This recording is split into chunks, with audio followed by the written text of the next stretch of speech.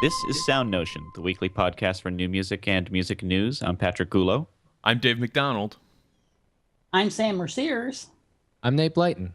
And this week we are joined by composer Professor Bill Ryan at Grand Valley State University. He is the director of the Grand Valley State University New Music Ensemble, which we've talked about on the show before. And he also has a new album coming out with his group, Bill Band. Bill, thank you for joining us this morning. Thanks, guys. Thanks for having me. So I mentioned you have a new album out, and we're going to talk about that in a minute. But I am particularly interested in the GVSU New Music Ensemble because it is such a cool project. Grand Valley is, and I mean to say this in as nice a way as possible, not like a big destination school for music, not at least not that I think of, not coming from Michigan. And it's the size of the music department, not even maybe the third or fourth largest in the state. So can you tell us a little bit about how the New Music Ensemble and new music at GVSU kind of got off the ground, where it was coming from when you came in? Yeah, sure. I started here in fall 2005, and prior to that was out in the New York area on Long Island at a community college, Suffolk County Community College, and was looking to make a move and came across this job description where, I had not heard of the school, but in their description, they were looking for someone to come in and teach composition and then possibly also start a new music ensemble. Having looked at job ads for a long time, that's not a combination that is often there, where they're pushing the creation of an ensemble. But it caught my attention because that would be like an ideal thing for me. That's what I was doing at Suffolk. And so I applied. And then when I got called for the interview, was told that I made the finalist round. That's when I got a map out and I figured out where Grand Valley was and I researched the program. So, I knew it was in Michigan. That's about it. So it was pretty forward thinking on their part, I think, to look for that kind of person to come in. And then when I got there for my interview, I was told that they basically want someone to come in and, inject this sort of this focus on contemporary music into their, one person even said it's a very vanilla program right now, and they wanted something more focused on recent things, and so it was a wonderful opportunity. It's a very fertile place, and I came in and got to work immediately on building my studio. I had 3 composers at that time, sort of two to three, and I started also a contemporary music performing series where I bring in guests from all over the place. The studio is building, and then the ensemble started my second semester after a little bit of work. So that there was all kinds of support there available, and I don't know, I'm the kind of person that kind of gets in there and does the work, and I don't mind that at all. And the result is it's a great experience for the students, but also it's a terrific place for me to have this happening. I'm a real big I push sort of take control of your life and to my students, and if the situation isn't something that you're enjoying, change it then. And so that's what I've done. Now there's this great culture, and all that work is for sure paying off. Mm-hmm. Yeah. So I should say that I was an adjunct at Grand Valley Music Department for 3 semesters, and one thing that surprised me was how many people in the department, how many students were really into the new music ensemble thing. And as many people as I talked to that were really excited about the new music ensemble and that were participating in the new music ensemble, I assumed incorrectly at one point that it was like a requirement that everybody in the department do a certain number of semesters in the new music ensemble, because there were so many people that were involved in it and that were interested in it. So that's, I think, says a lot about the success that you've had in building a culture around new music. So I think, one of the things that is interesting to me, and maybe you can talk about this a little bit, is that you didn't just make these projects available to people. You made the whole community interested in those projects. So was that a separate endeavor for you? I wonder. I'm a big, I think the key to success is to involve people in a lot of aspects of whatever I'm doing. So in other words, I could have walked in there with a bunch of scores that I picked and laid them in front of the students, and that's how the ensemble operates. But the students that are in the group get a chance to help me pick literature. I involve them from the very first rehearsal in the rehearsal process. Okay, so it's not just me making observations and then addressing them in terms of the rehearsal. I'll frequently ask the students for their feedback in terms of that passage or the balance or the intonation. And then my students are also involved in helping me pick composers to commission. My students are involved in every aspect of the presentation, from setting up the venue, making posters, running the show, up after the show.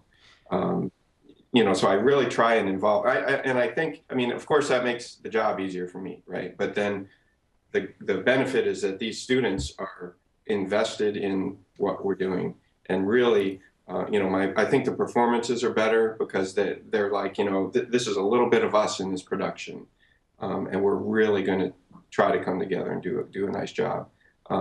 So I think it starts with just how the ensemble is run day to day, and then, I love to collaborate with my colleagues at Grand Valley, and I do that all the time in terms of inviting people to play with the group. And then we've done a lot of collaborating in terms of commissioning and working with other artists outside of the school too. So it's, I don't know, it's a common thread, I think, that just runs through how we do things. Is any student eligible to audition? Yeah, and in fact, it's open to music majors. They don't even have to be a music major. How it works is, if a student is interested, they knock on my door or send me an email, and I'll sort of know that they're interested, and then I'll have this cloud of instruments that I am aware of when I'm looking for music. Of course, again, I'm all about building, having positive experiences, so I'm not going to put someone who has not very good facility on their instrument in a high-profile part. But I can find there are pieces that we can do that can accommodate pretty diverse ranges, and I usually can find a place for people to participate. Great. And one of the things that I really like about the program is that it's not just kind of this educational endeavor where we're all doing this for the experience. Is that it's a genuine artistic pursuit, and you've taken the group into the recording studio. You've made some fantastic albums with the New Music Ensemble, and you've taken them on tour. Gone to New York and performed at Le Poisson Rouge and at Atlas in DC. So they've done a lot of really cool things. So I think one of the things that gives you maybe a lot of buy-in with the students is that you treat it as this genuine music project and not kind of this class that you show up to and you play your one or two concerts toward the end of the semester or something, So that's, I think, a very cool project. Yeah, and that's something I've always, again, tried to do, is instill a sense of relevancy in whatever I'm doing, whether it's my composition studio or the ensemble, but try to make connections with whatever they're doing and see how they can apply it in the real world. And certainly making recordings is something that hopefully many of them are doing, as well as touring, going on the road, things like that. And I'm on how we do these cool projects, but I sort of keep it under the vest in terms of our future plans on campus, because what I don't want are people knocking on my door because of another project, but because, oh, maybe I'll get on a CD or whatever if I sign for this ensemble. So I just sort of operate on campus anyway, just like another campus ensemble. And then in the middle of the semester, I may announce, hey, we're going to be doing this and this. And then I know that the people are really genuinely interested in just playing the music, and they're not joining for a line on their Vita or something. Yeah. Do you have a composition major or a degree program focused around new music at Grand Valley? We don't. No, there's no composition degree. We have a BA in music, which probably most places have. It's just a general music degree where a lot of people will go eventually go to like maybe a music theory degree for graduate school or musicology. So if we have someone that's interested in composition, they tend to be BA students. But I also have a collection of all degree programs represented in my studio, education and performance. And it's a great mix. I like it anyway, because it's a range of people that are real serious and interested in creating portfolios to go to graduate school, or it's a music ed person that wants to understand a little bit better the process of writing a piece.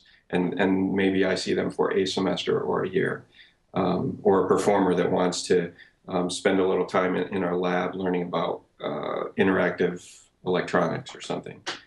So it's a nice collection. And I've people have asked me about the idea of should I create a major? And I'm not convinced that we should. I mean, things work well now. There is the possibility, if they're interested in composition, to go forward. And there are a lot of composition programs in Michigan and elsewhere. So, I'm not sold that I think I need to do that. I think if you send someone at a graduate school a bunch of your compositions and they're good, they're not going to care so much if you've got a generic BA in music. Not to suggest that it is CV fodder only, but it is CV fodder to put on your CV. And I was commissioned by or performed in or both at the GVSU New Music Ensemble. You guys are pretty well known, which is amazing to me. And I have a question regarding that. Yep. What happens when someone gets their music played from an album in a major television show? Because I'm reading here that your remix, NC Remixed, was featured on Teen Wolf. Yeah. Yeah. This is right there on the biography of the ensemble. I'm just curious, how does that happen? And how long did it take you to realize or to admit to yourself that you were not being pranked by one of your colleagues when you got the phone call? Well, that's a funny thing. I mean, I'm familiar with the movie, right? Teen Wolf from the 80s, Michael J. Fox, I guess. Mm-hmm. But that's the exact cut that got used was Zoe Keating's remix, and which is called Zinc. And someone approached her about the cut. They came across it, the music director for MTV or something, because they put the show on. And my deal with the remixers is that we sort of own each track, half of each track. And so she just asked me, and it's a simple email, and sure, that'd be great. And it was really quite easy. That was it. And it takes a little bit of digging to find in the actual episode. They're hour-long episodes, but it's there. I don't know how long they use it. But that's on. I was laughing because I was thinking of State University. I was thinking of the '80s movie. Yeah, that's good stuff. But that was fun. Yeah, good promo marketing stuff, I think, for this. So, Sam, you were talking about the value of this stuff as CV fodder, and I think one of the things that's interesting about the program that you have, Bill, is that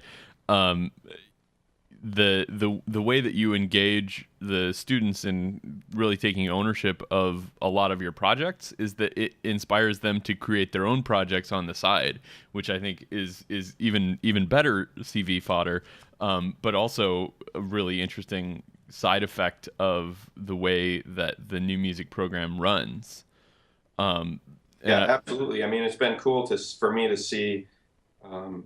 I mean, I came in 2005, and it took a couple of years for the numbers to start to increase. But now I am seeing at our own campus students kind of taking control of their own degree recitals that they do, and putting a little thought into the presentation in terms of lighting, or collaborating with the dance studio or other artists. And that, again, is a result of them seeing what we do for our concerts on campus. And then we've also had, just now, some people have started graduating, and they're going on to kind of apply that sort of thinking. And that is very rewarding for me to see happening, and an exciting thing. So, yeah.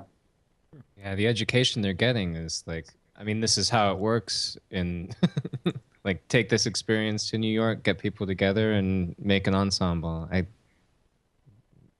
It seems perfect. It's in their own benefit because learning how to organize and be a part of a team that way seems a way better thing, a way better approach than 0.00001% of the people who are going to get to do what seemingly lots of music majors think they're going to do. If they're a composer, they're going to sit in their study and get commissions. And if they're a performer, all they got to do is show up and be a badass performer, which we all know is very rarely the case anymore. Or probably was very rarely the case ever. But yeah, it's a great education. I mean, the fact that we decided to make a new music podcast, I think, is a testament to this. But everybody on the panel, when we were all at Michigan State, really tried to drive that culture of the DIY music experience. And it's something that I think more universities need to get on board with, even the virtuoso factories, because, you know, you may have gone to Eastman or whatever, but there's still 500 people auditioning for that violin spot you want. Right. Yeah, exactly. Yeah.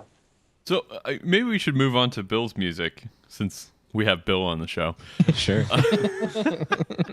So, Bill, you mentioned earlier that you were in New York before you came out to Michigan, and you have an ensemble that you put together, Bill Band. Maybe you can tell us a little bit about working with Bill Band.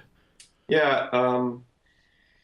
In 2003, I think it was, early 2003, I got a sabbatical from where I was teaching, Suffolk County Community College, and that was my first project, is to put together the group's first CD, and just sort of wrote nonstop and recorded.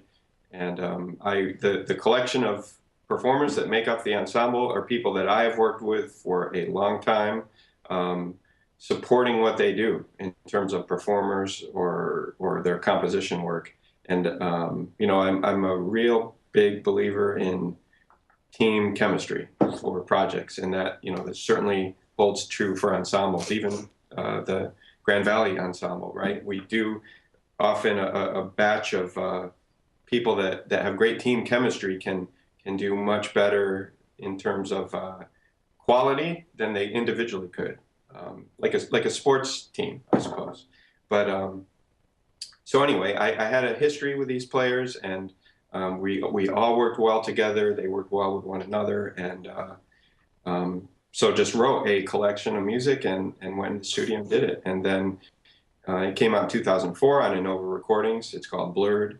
And then in 2005, I came to Grand Valley. So there was, like, life got in the way a little bit. It was a big move. I've got 3 kids and a wife, and you know, other things going on. And so my music it didn't disappear altogether. I was still writing maybe a piece a year, something like that. But my focus just shifted away. And then when I got to Grand Valley, I was really interested in, again, creating this culture and this environment that would be nice for the students in the college and me. And that takes time and focus. And then I finally got a sabbatical last year, another one in Grand Valley, and was able to, again, focus on my own material, and really dove into it. I think to be, composers that we hear about frequently, they have to be pretty ruthless in terms of their schedule and selfish, right? To allocate themselves a lot of writing time in order to be able to produce regularly and make a living doing that kind of thing. And I probably can't do that, but I'm not really interested so much in that because I have other interests, and I like to produce things and create things and expose people to things and make connections. And that, as a result, I think I'm less productive overall in terms of my music. But it was nice for sure to have the semester off and be able to dive in and create a whole CD of material and then record it. So would you say this is something that you wouldn't have been able to do without having that time off to devote to doing this exclusively, to writing this music and putting the recording together? No, I think that it would have been a lot more painful. And for example, I did the 3 Grand Valley New Music Ensemble CDs while, I didn't have a sabbatical for that. It took summers, it just took a lot of time, but I was able to do it. I for sure could not have a super big project going with that ensemble and my own stuff at the same time, just not possible. The ensemble, our big project for this year was a David Lang residency earlier in the fall. And then we also played in Chicago and Detroit, again, also fall 2012. And so things are sort of clear. The ensemble's still up and running, but my schedule's a little clearer, so I can kind of shift and go into my own mode, focusing on my own stuff right now. Are sabbaticals like gold? Because I kind of feel this. I have this idea that professors wait around. They're like, 4 years till next sabbatical. That's right. And the depressing thing is, I turned in my post-sabbatical report, and everything was cool. But then on the top of the letter, it says you are eligible for your next sabbatical in like 2018. So it's quite a long time. Is that when we can expect the next release of Bill Band CD? I don't know. If things go right, maybe it'll be sooner than that. But hopefully, yeah. So, one thing that I think is interesting about Bill Band compared to some other new music ensembles that we've talked to and about on this show is that you guys all don't live in the same place, and I'm wondering if or how that collaboration works between you and the ensemble when you're all geographically so disparate. Yeah, for example, for the recording sessions, which were in May, I guess, we had to gather, so we just went to New York. The majority rules, and my recording engineer and most of the ensemble are in New York, and so it's expensive, right, to do that kind of thing. We also, the previous year, had spent, we were in residency with a dance company in Houston, and so we spent 6 days playing a lot of this music. We had some rehearsal time, and so you just become very efficient with your time and make it work. For this show, we're doing a release show in Grand Rapids this a week from yesterday on our campus at Grand Valley, and we're going to have several rehearsals, sort of retouching on this music, do the show, and then we have the New York show the following week, and things should be fine to just show up and do that gig. So, and of course, for communication and setting up things, we have the internet, which is great. So I think the key would be I'm talking with a couple possible venues for performances for next year, for the fall. And I think the key that I'm trying to keep in mind is to keep or make sure there's some rehearsal time in those locations just before the show. Not that we need a lot, but just to touch on things. So that's probably how we'll try and manage it. So I have a question about the compositional process for Bill Band music. I mean, do you come in with finished pieces, or do you come in with things that you were hoping you can put out there and let it churn around in the band and get feedback and get ideas and sort of group compose things? I think as of now, the process has been, I'm pretty close to being done. Again, it's a time thing, and what I discovered, I had all these grand ideas in 2004 when I collected these people together, and however, it's a different thing when you're working with pros than students in terms of their time, right? Even though they genuinely could be interested in the project, these guys have got to go make money playing other gigs, and so it's hard to have that leisurely time where you might let an idea germinate. So most of the work it's like precisely notated, and I'll get to a rehearsal, and if something doesn't work, we make modifications, but overall it's a lot of pre-planning on my part. Of course, they're getting materials ahead of time, so if there are any issues, we can address that before the rehearsal.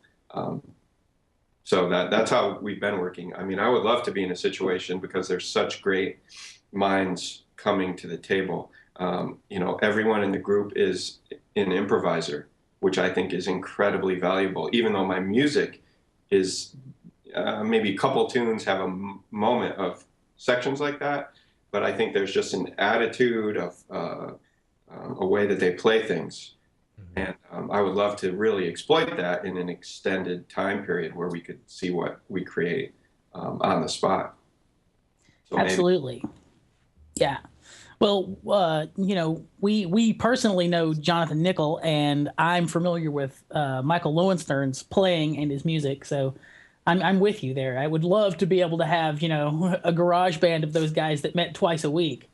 It'd be really nice to see what would come out of that kind of collaboration, because I've been in an experience where I thought we were making good art, but it was made by everybody. No one in the band was afraid to come in with just a fragment and say, "Here, help me make something with this," And it's an interesting experience that you don't really get in music school usually either. But it's a very valuable thing, and in a lot of ways, I think more connected with the way the majority of human beings who make new music these days make it, in a lot of instances.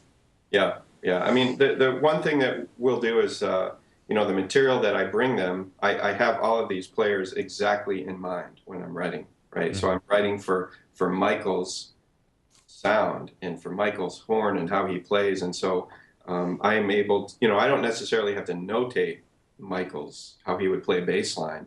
I know that if I give him this material, he'll basically do his thing, and so there's that they bring to the table. They're not necessarily playing precisely what I'm writing, or if they sort of venture off the path in a rehearsal, I'll just say, no, I want it. This is what I want here. You have the freedom to do your thing here. Things like that. Does anyone? Oh, go ahead. Does anyone else in the band write original compositions? Yeah, for the band. Todd Reynolds, violinist, does a lot of writing. Michael, of course, has three or four or five CDs of his own original material, mostly for bass clarinet and electronics. Let's see. That may be it. Maybe they're not telling me. Composers, but I think that's it. David has done some live improvising. I think actually there's a solo percussion piece that he's written called, what is it called, Nick Skin or something like that. So he's done a little bit. So that's all I'm aware of. But again, that is incredibly valuable and brings a lot to the table when even just in terms of their playing, I think. Absolutely. Well, no, go ahead. I know you do sound painting as a large thing in your rehearsals with New Music Ensemble. Yeah, I have to wonder, I have to wonder what that would be like, going through that process of. Have you ever had that chance with these performers in your band? Or? For people that don't know what sound painting is, maybe you should explain that. Well, it's I actually just did a sound painting, a 30-minute masterclass on it yesterday for our the SAI chapter at our school. Cool. So I had these women like age 20 to 75, maybe. I don't mean to insult them, but very diverse. We're certain the oldest person there was 39. Yeah, that's right. Well, I don't think there are a lot of people that are close to that age that watch our show, so I think you're okay. All right. So anyway, it's a visual. It's a collection of gestures that a sound painter or composer can give, sign language, if you will, for artists, and it can be for musicians or painters or dancers or actors. And I use it to warm up the ensemble pretty consistently.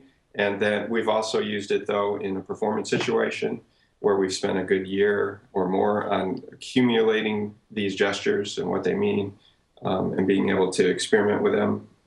So it's sort of an on-the-spot compositional tool. And yeah, so we use that. And that's great because we can, again, going back to how we started this, accommodate beginners through really virtuosic advanced people in one setting and make a sort of nice experience for them. So, Nate, did that answer your question? Yeah, I mean it's great. It reminds me of some people's description of like folk music, where it's a participatory thing, all skill levels. You had asked about the ensemble. That's where I actually, Todd Reynolds was a member of Walter Thompson, who founded sound painting. He was a member of Walter's sound painting orchestra for quite a while, and right. Way back at Suffolk, Todd introduced me to sound painting, and that's sort of how things started. So he is very active. I know that I think probably Michael, Jonathan, David have some experience, but that could be interesting to see what happens. And it's a cool educational tool in addition to a cool performance tool that I know I've seen you use with the Grand Valley New Music Ensemble before. Should we move on to our news for the week? Sure thing. This week, Spring for Music Festival in New York City announced their 2014 program and their schedule for that, which is wonderful in some ways because there's a ton of new music on it, and some really interesting orchestras. It's going to be a very exciting festival, but it is very sad in a lot of other ways because it is going to be the last of these great festivals, barring some kind of miraculous big moneyed intervention. So the Spring for Music 2014 festival program is live and you should check it out. I was going to write down all of the living composers and recent compositions that were on the program, but there are too many of them to list, and some really interesting looking stuff. A lot of New York premieres, so a lot of recently written music. So you should definitely check that out, and we'll have the link in our show notes. Do you guys have any thoughts on Spring for Music? Well, just encourage the many millionaires who catch our show. Right. If you're interested, to help fund this and keep it going because it's awesome. I assume Mark Zuckerberg watches our program. Right. And he should definitely get in touch with Spring for Music people. Renting out Carnegie isn't a small thing, so right. I need your help. I'm quite certain that friend of the show Ken Ueno is going to be interested in the May 8th concert with the Winnipeg Symphony Orchestra featuring an Inuit throat singer. Yeah. 13 Inuit throat song games. Wow. That's the one I'm the most interested in hearing. Well, Inuit throat singing is a different kind of thing, and it does involve like a back and forth thing. So the game, I think that's very compelling to me. Let's go to New York in 2014, guys. All right. Speaking of orchestras in New York, Patrick brought this to my attention. The New York Philharmonic announced their 2013-2014 schedule. Anything compelling there, Patrick? Yeah, they're having this I think it's 10 days. It's called the Biennial. Tell me more. Where basically they're going to be a number of they haven't given a lot of details about it yet because they still want to be able to decide what they're going to do. But there could be as many as 3 performances a day all around different venues of New York City, all involving new music in interesting collaborations. It's basically getting them outside of Avery Fisher Hall or that's silly. It's difficult to say what's coming up though because there wasn't a lot of information that was given about the extent to which it's going to be. But it seems like a pretty great project, especially since there's been some critics who have said, well, there's been a new music program with the Phil, under Alan Gilbert lately, and I think this will put that behind him. Well, a little bit. Yes. I don't think you'll ever quiet that entirely. Well, it's a step in the right direction, I think, especially to appease people who really want new and interesting programming. Also, there's going to be this new at the season announcement that happened Wednesday last week. That you were at, right? I was out there, and Alec Baldwin was there too, which was very cool. Did you get his autograph? No. That's so low rent. Ask us for his autograph, Dave. Yeah. That was a joke. But anyway, he had brought up this great project that they're going to be doing too, which is playing movie soundtracks to projections of movies. To picture. So one they've of them got one called be... Pixar in Concert. Music and clips from all 13 films. Interesting. Well, thank goodness we have that. Yeah. Well, and there's also I don't know if they're doing more Stanley Kubrick films, but 2001: A Space Odyssey is on there. Ooh. I don't know the entire list of every movie they'll be doing, but I don't know. This sounds like a pretty neat thing to do. Yeah, it's a hip thing, and I don't think it's something that is caught on quite as much in the U.S., but I've read about that kind of thing, the live concert to film being a big thing in Europe and other places. So, cool thing. Christopher Rouse, the composer in residence, currently they're having a concert of all his music. And interestingly, I work with a guy, the oboe repair specialist, at the shop, is always complaining that there's no new oboe concerti. So there is an oboe concerto by Christopher Rouse is going to be performed. You're going to play your Haydn and you're going to like it. There is a number of Christopher Rouse performances with the Phil coming up. The Spring for Music Festival performance will have his Requiem, which he refers to as his magnum opus. It's Excellent. about 90 minutes long. Excellent. So that's a serious work, and he's very excited that it's going to be happening. So from great big orchestral music that requires 100 people to a duet that only requires one person. Explain. That doesn't make any sense to me, Sam. You're talking crazy bananas. A recent performance, I was so obsessed by just how cool the idea was, I didn't even look to see where it was performed. It was somewhere in Chicago, is that right? Anyway, cellist Katinka. Oh, geez, I should have gotten Dave to say this one. I'm not looking at it. I can't see it. It's Katinka. Kleijn. Well, good luck with that. Klein? Sure. I don't know. Anyway, Sure. she did a piece that uses an emotive epoch, which is a neuro headset with 14 sensors that attaches to her scalp to detect brain waves. And working with a composer and a programmer, she basically is playing a piece, and while she's playing the piece, words are flashed on a laptop that she's supposed to interpret the word as she's playing. So her brain is doing something that's coming out, and she's actually playing the music. How the music sounds and what actually happened as a result of this is, I listen to it, I'm like, meh, whatever. But the idea to me is very interesting, and I can only imagine that this is going to become more common, and it's going to work in more meaningful ways as things go along, I would have to assume.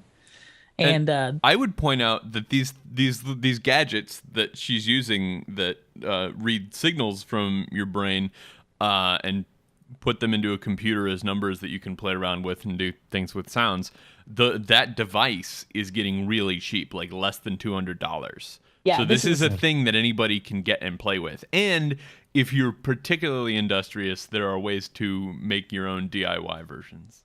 I know that only because I've been reading about them for several years with the intention of making one at some point. Mm-hmm. What were you going to say, Sam? I was just going to say, yes, this is well within the scope of DIY music stuff. And Bill, is it well within the scope of the Grand Valley State University New Music Ensemble? Yes, it is. Absolutely. Sure. I think with that Teen Wolf money, you need to buy about 40 of those headsets. Oh, man. I don't mean to bring your impression crashing down, but that Teen Wolf money was very small. Well, in that case, this is what I always say: get the motor on the vibes fixed. Then, come on. Every time I write for vibes with motor, it's like, hey man, our motor doesn't work. So get the motor on the vibes. Soldering anyway, irons are cheap. that's right. It's a cool idea, and I can't wait to see more of it. Imagine the entire New York Phil all wearing headsets. Yeah, That all would be putting their heads together. Oh, ching. All right, move on now. Okay, the quick news this week, and we got to blast through this because we were an hour and 45 we're minutes. good. We're good. I feel like I feel like Jim A. Strike shouldn't be in the quick news, but okay. Oh, what are you gonna say? He's retiring. Yeah, We're I know. done. It's been there a while. Let's All right, do go. it. So we'll start with that one. James, how did you say his name, Patrick? A Strike. It starts with an O, but you say Yeah. asterisk. Okay. A Strike. So he is retiring as, what is it, chief editor of the Classical music editor. Yeah, classical music editor at the New York Times is retiring. He accepted a buyout. Yeah, a Yeah. lot of people are getting bought out because the New York Times is, as you might imagine, like any other newspaper in the world, not selling quite as many newspapers as they did a few years ago. And so he's one of several people at the Times that have taken these buyout offers. And if not enough people take the buyouts, there are going to be more layoffs. So he was, I think, 70. Or is 70, and so he was going to be retiring probably soon anyway. But another member of the classical music staff at the New York Times is leaving, so there's going to be some new blood coming in there. Yeah, they're hiring a new side boob There'll be editor to new take blood, his or if place. there'll just be less blood. Yeah, you don't think they're gonna build back up? I guess that's the point of the buyout. I don't know. I mean, I expect Tony Tomasini to kind of take on that role, as everyone else expects. But I mean, I don't know if that means they're going to be hiring someone else. I mean, they could bring on more, like freelance writers, Right. Like Vivian Schweitzer or Steve Smith. But I don't We've know. talked We'll see about what this happens. before. Arts coverage in general is contracting in a big way throughout the U.S., but in the rest of the world as well. So we'll see if any new people get to cut their teeth at the New York Times now, or if we're gonna just have to live with fewer pieces or shorter pieces about fewer concerts. So We should note that Patrick called Anthony Tomasini Tony because Patrick. that's lives what in the city. everybody says. Patrick lives in the city. You're right. And he gets to call people I whatever he live wants. in the city. Heard an interesting story this week on NPR, and then I found a link to it. There's a lot of things to say, perhaps not in the scope of the show, but it's worth mentioning because it's a cool project. An Italian composer named Francesco Latoro, Dave go could with probably that. say that You got it. say that better than me. You got it. Has been working since 1991, digging up music that was generated during the Holocaust, basically, from concentration camps and ghettos. And it's not just scores that he finds; it's including like word of mouth transition of melodies and texts. And there's some interesting things in there about that you may not have realized about how Jews living in the camps were forced to make little pickup orchestras to raise morale, and just lots and lots of pieces. And they have plenty of excerpts of these pieces embedded in the story, and we'll have a link to that. It's just an interesting story, and you should listen to it. Too much to go into right now, but I wanted to make sure we mentioned it on the show. Right. Another story, this one we held over from last week, is the Pew Internet and American Life Project released a study about the use of different technologies, particularly communications technologies and social networking in the arts and their impact on the arts. And we decided that for those of you that watched last week's show with Daniel Asia that went a little longer than usual, you're probably glad that we did not discuss this then. But there's just a bunch of really interesting statistics. They found that 81%. So this is a survey that they did of organizations and I don't know exactly how an organization fills out a survey as a group, but a lot of these are opinions, and I'm curious as to who in those organizations actually decided how their organization would be represented in this survey, but that's neither here nor there. They found that 81% of organizations say the internet and digital technologies are very important for promoting the arts, which we've talked about a lot of these things before. Half of the people in their survey strongly agree that the internet has increased engagement in the arts by providing a public platform through which people can share their work, which is a really interesting thing. And we've talked before about people using various technologies, things like SoundCloud, like CC Mixer, even YouTube, to share the things that they are making at home. But it's interesting that these large arts organizations that were part of this survey, and this survey, I think the sample was put together from people that received NEA grants in the last 5 years or something. So these larger organizations are noticing this as well. One thing that was really interesting was that they found that 65% of these groups said that the internet was very important for fundraising, and many of them specifically mentioned sites like Kickstarter, Indiegogo. We've talked before on the show about USA Project, which is like Kickstarter specifically for the arts by U.S. artists, and Donors Choose is really important in education, arts education. Not everybody agreed in this survey that all this technology was great. There were some people saying that it was less great. These are the ones that made me think, who exactly filled out this questionnaire when it showed up wherever it showed up? Right.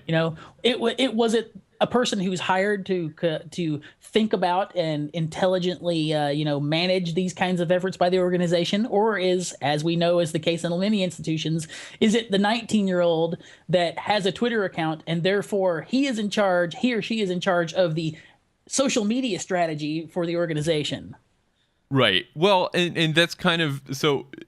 Some of the earlier questions might lead you to believe that person filled out the survey, but then later in the survey, Pew says that 40% of the groups agree and 9% strongly agree that technology is negatively impacting audience members' attention spans for live performances. So people are playing with their phones and on the tutor during the performance. And 22% strongly or somewhat agree with the statement that digital technologies are hurting arts organizations by decreasing attendance at in-person events. So, I think that refers to streaming, right? Yeah, I don't know. That just seems like an idiotic thing to believe. Well, it may be true. Go ahead, Bill. So, bringing it back to me, because this is all about me. It is. Our ensemble nothing that has occurred to us since I arrived 2005 happens without the internet. You guys have an awesome domain name, by the way. Don't you have newmusic.org or something? Musicensemble.org and .com. Nice. But 2005, that was pre-Facebook. Was that? I think. It was right around. No, it was right after Facebook. But Facebook was 2002. If there's no internet, we do our concerts. It doesn't change how I program, but we do our concerts and we have a nice little Grand Valley audience, and that's what we do, right? Over and over and over. The internet is what sort of got us noticed. The very first, I can point to one posting by Alex Ross. He somehow, I made a website, so we had a website and I had a schedule for our players, and he noticed that we were doing music for 18 musicians. And he linked to this, he said, oh, these guys are really practicing or something like that. And that was it. He noticed it, and then things really snowballed for us. Pre-internet, no one knows about that. The show doesn't exist, right? Right. Yeah. No, and I think you're right. And these people, I can understand people saying that there's certainly a downside to this. And we've talked before about people, on their phones during performances.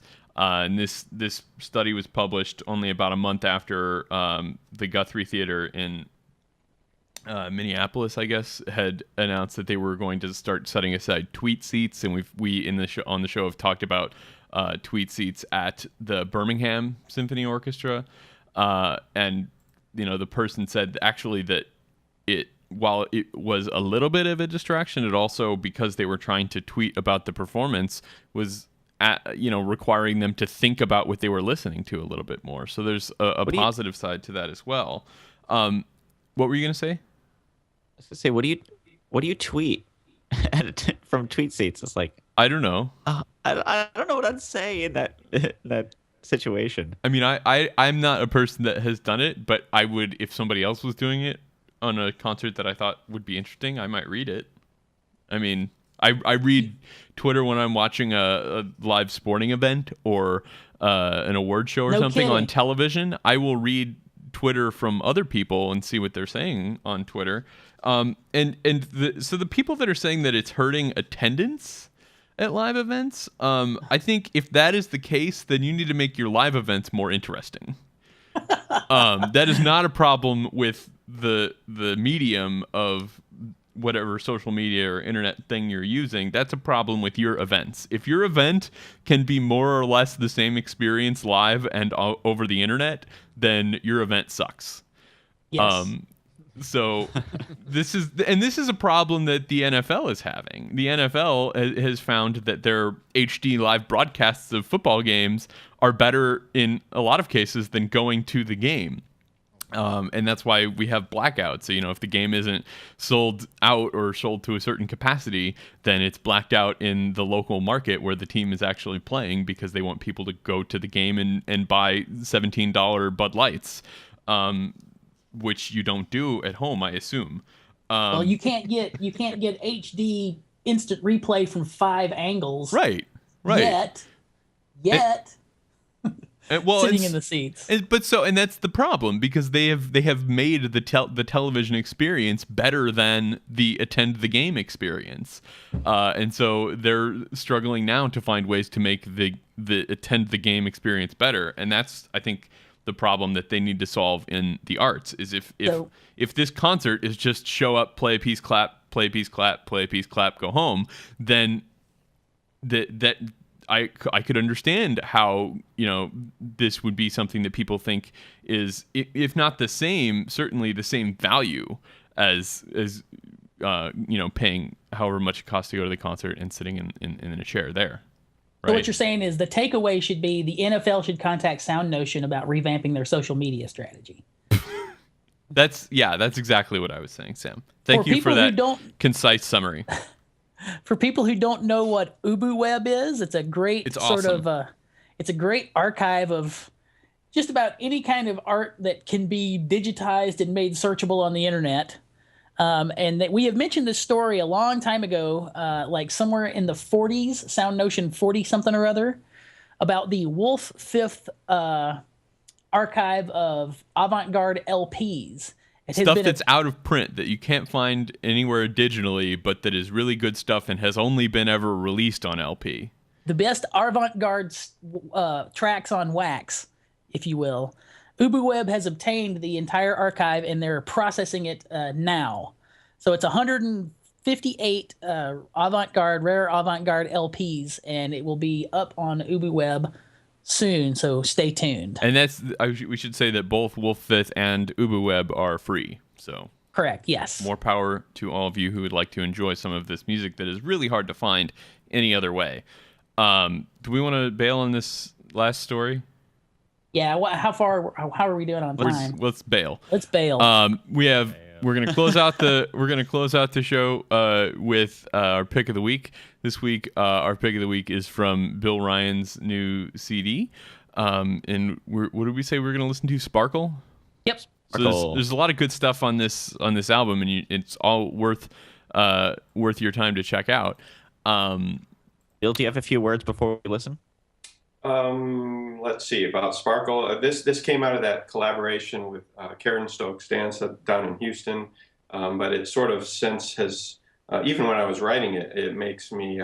I have 2 little girls plus a son, but I sort of imagine these my girls kind of running around doing what they do when I Big sparkly thing.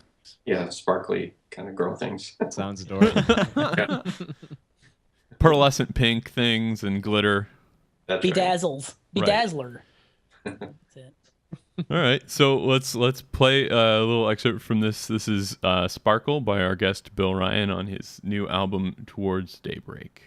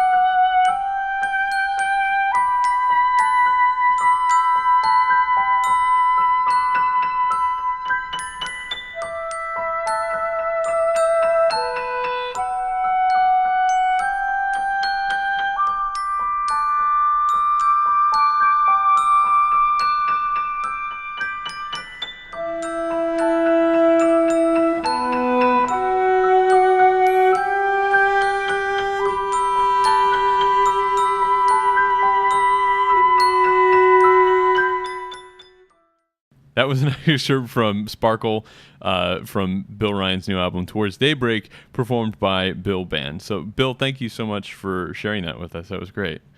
Oh, you're welcome. I love the kind of Hockett effect, the interaction between the bells and the piano, where the kind of the envelope of those sounds is so similar in the piano's top range, and the kind of intertwining of those two sounds is really nice. And I also really like that when it starts off, like that's the point of interest, but then as it kind of locks in, it becomes the background thing. It's a really great effect. Yeah, that was I really sort of from my compositional approach. I was trying to, the challenge was to see what interest I could generate with basically unchanging material, and at what point do you need new material to give someone some focus without having a lull in it? So. It's almost kind of like a... go ahead, Patrick. I was going to say I'm a big fan of the hammer sound in the really high register of the piano. I don't know if that was something that was thought about in the recording process. If you really wanted that to come out, then just try to have as much tone as possible. But the actual pounding of the string is very very engaging. Yeah, that's nothing I thought about. That was Vicky. That's all Vicky. How she saw that part, and I liked what she was doing for sure. Yeah, the percussiveness really mimics the bells beautifully. It gives it a very intimate kind of feel to me, because you hear the physicality of what's happening, not just the sound.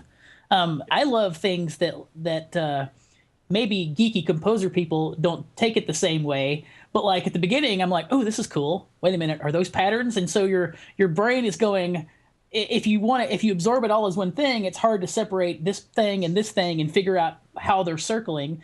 But you want to figure out how they're circling. So you're sitting there listening, and it's just outpacing your ability to figure out what the pattern is. And just when you think you're starting to zero in, maybe this other thing happens, and you're like, okay, well, I'll forget about that now and listen to the flute. Yeah. Go ahead. I'm also that way. Yeah.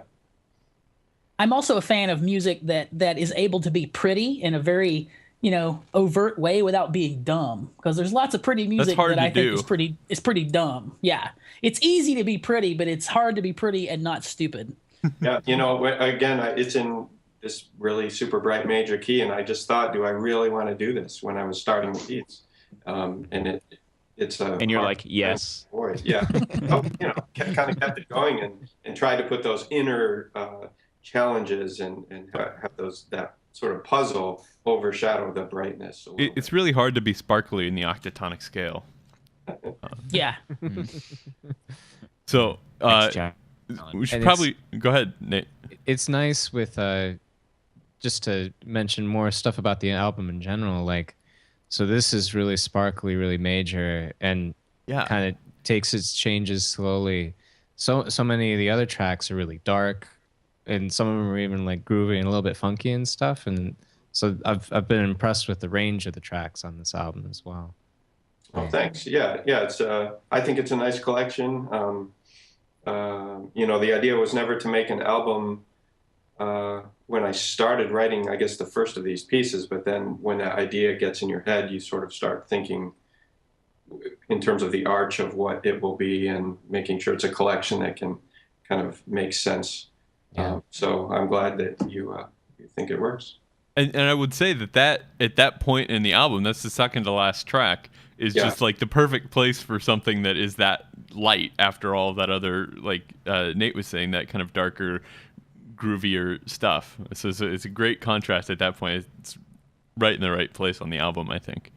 Yeah, album order, it's something that is incredibly difficult. And I don't think unless you've actually sat down to do it and know that the product is going out there, how, it takes weeks of like, setting up an order and sort of sitting on it and letting it and listening. And it's got to play out like a composition, I guess. Right.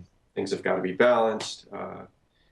It's challenging for sure. But so far I've gotten good feedback in terms of that, how it plays out. So Great.